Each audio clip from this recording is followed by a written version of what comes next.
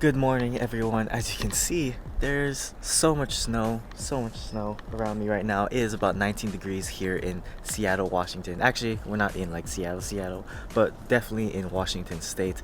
So it's very cold. So I'm gonna try and get this video done as quickly as possible.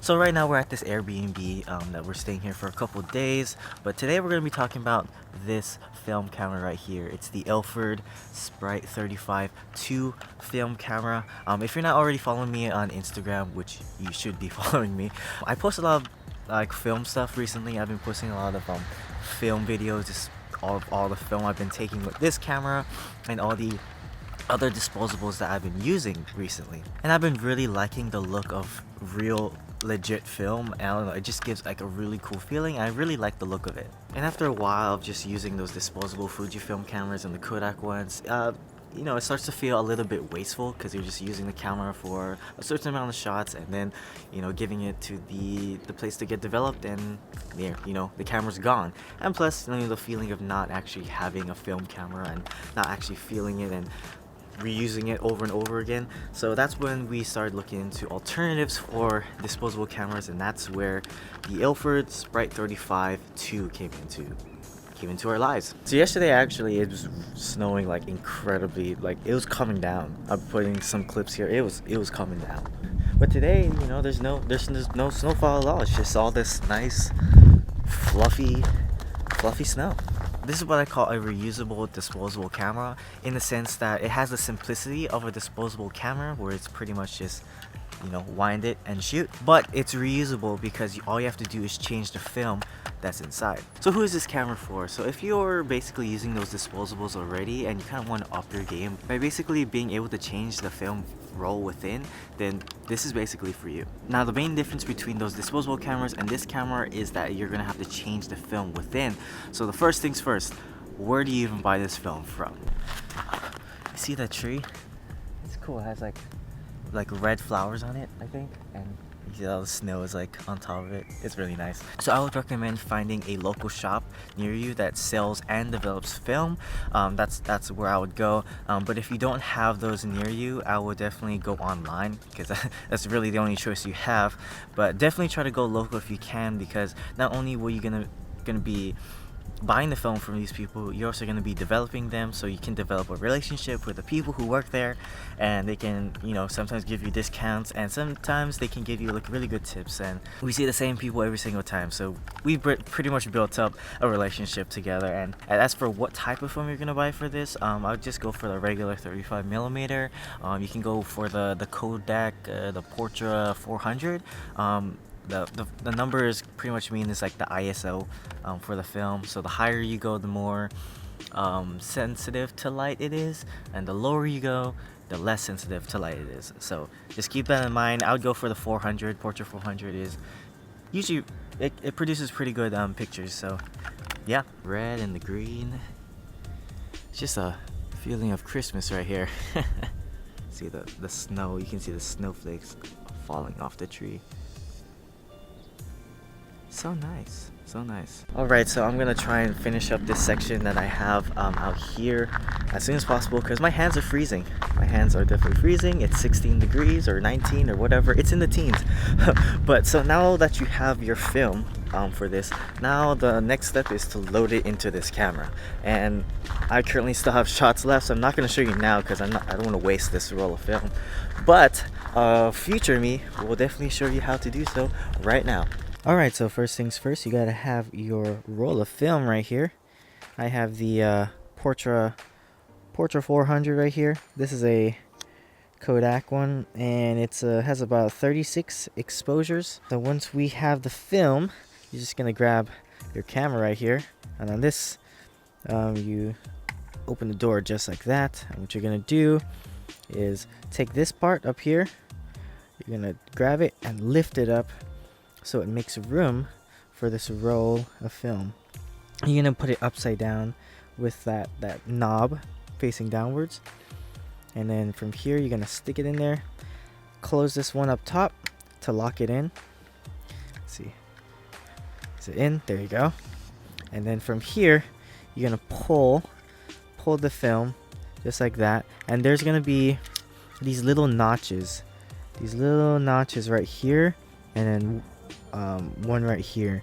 What you're gonna do is pull the film until both the ones on the bottom and the ones on the top are latched on to one of those notches. So once it's latched on like that, what you're gonna do is gonna roll this a little bit, make sure it latches on, just like that. Close it up, and then once it stops, you're ready to go. So yeah, pretty simple. If you're having trouble loading this film, don't worry, I had the same exact experience. I literally did not know what I was doing. I had to fiddle with it for like 10 or 15 minutes. But once you know how to load the film from there, you know how to load film for pretty much 95% of film cameras, so yay. Looks like there's a small animal or bug or something walking through here. See that? A trail. Very interesting. Okay. I actually had to go back inside the house to warm up my hands because my hands were like literally numb. Like I could not feel them. So let's finish off this video, and yeah, I'm gonna go back inside where to warm. So once you have your film loaded inside there, it pretty much acts like a regular disposable camera. So you're good to go. So once you finished off that roll of film, it's also very helpful to know how to unload the film. So I'm gonna show you guys that right now.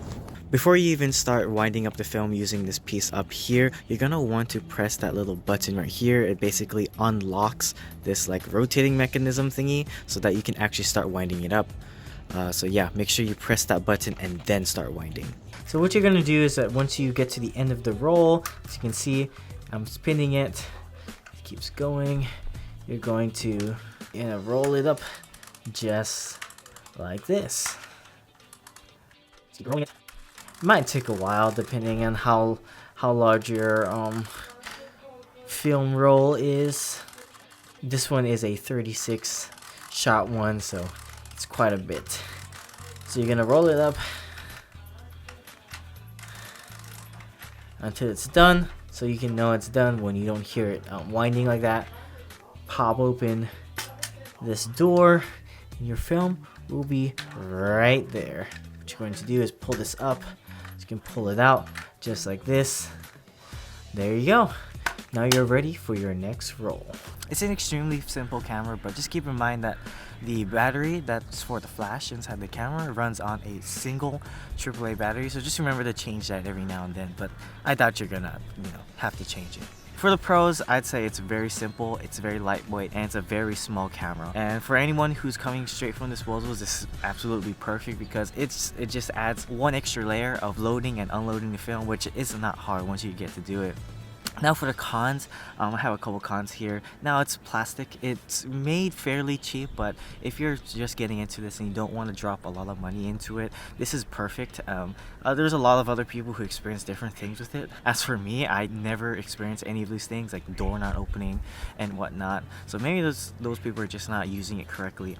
And the last thing was the battery light indicator to show that the flash is finally on.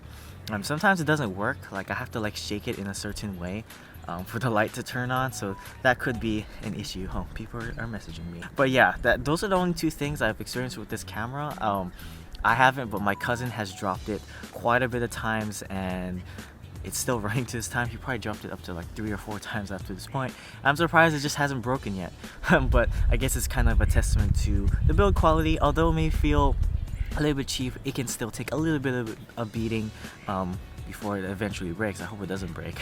So my favorite part about this camera is the simplicity it is to take great pictures. It's a really good camera for someone who's transitioning from the disposables over to just a reusable, or just a more buy the film, like a traditional film camera type of photography. Now, not discounting disposables, I still personally use disposables as backups and spares, and we even did those things one time where we took those disposable cameras, we passed them around a gathering or a party and had people take pictures with it, and we ended up with pretty good results. It's also great for those who are slowly inching their way to a fully manual one, having to change the film. It's just a great practice for those that are wanting to move in that direction. The price is also really reasonable. I picked up mine for about $40 USD, and it came with a roll of film off of eBay, so it's actually a really great deal. So you're not really breaking the bank when you're coming with these cameras. I wish I had it in my hand, but I left it inside because my hands are so cold, but I'm not gonna get it because, like I said, my hands are really cold. One last tip I'd give you guys is if you're shooting indoors, always shoot with the flash on, because even though, like, you know, you're shooting with your phone or any other camera, it might look like it's gonna be exposed well, but you know, with these film cameras, you just never know. So always shoot with the flash when you're inside. If you're outside like this and it's daytime, you know, middle of the day, you're completely fine, in my opinion. Because you know you have so much light, but definitely indoors, always use a flash. You can actually tell that it's cold outside because right now it's 19 degrees outside, but in here it's incredibly warm, and I've already had to clean the lens multiple times. Oh, it's starting to fog up again. It's so cold. So if you guys are interested in picking up one of these, I'll have it linked down in the description below. If you guys want to support this channel, definitely consider using my affiliate links down below. But yeah, these are one of the coolest things I bought this year, 2021, not 2022, depending on when this video comes out. But yeah, definitely check one of these out. I think it's a really great film camera, and I think everyone who's coming from the disposables will really enjoy it. But yeah, thank you guys so much for watching this video. I'm gonna try to warm up. My hands are still a little bit numb from being outside. 19 degrees, goodness gracious. And there's my brother. He is cooking breakfast for everyone. But yeah, thank you guys so much for watching this video, and I'll catch you guys in the next one. Oh, I just dropped it.